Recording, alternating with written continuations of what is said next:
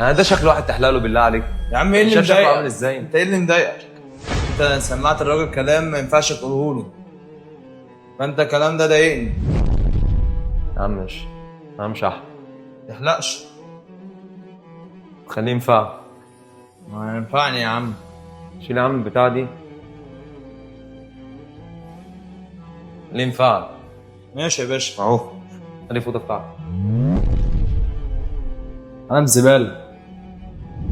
انت منين يا قلبي؟ انا من الشارع الجديد أصلاً. منين من الشارع الجديد؟ مشتى. اجدع ناس. حبيبي الله يبارك فيك. ايه اللي جايبك هنا؟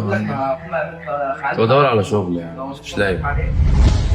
لا ان شاء الله الاقي لك شغل. ان شاء الله. اسمي الكريمي بقى؟ اسمع عبد الرحمن.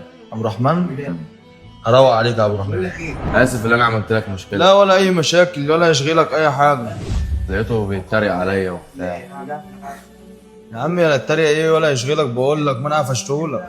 ما يشغلكش. امال يقول لك شحات شحاتي يابا، احنا اجدع من الناس دي. ده شويه مناظر. الحمد لله على كل حاجه. بس احسن من اي حاجه كلمه الحمد لله. وانا عليا ليك، ده محلك اهو في اي وقت. الله يبارك لك مش عارف اقول لك ايه والله. والله ده محلك في اي وقت. الله يبارك لك. انا مش عارف والله اقول لك على اللي انت عملته معايا. انا بقول لك ما يشغلكش عشان كده. كبر دماغك. بس اللي زعلني كلمه شحات بس هو انا مش. لا يابا احنا اجدع منهم، بقول لك احنا انضف من الناس دي. هات ايه يا عم؟ زي العسل. الله يبارك لك. مش عارف اقول لك ايه والله. لا النعمه زي العسل، على الطلاق زي العسل. الله يبارك لك.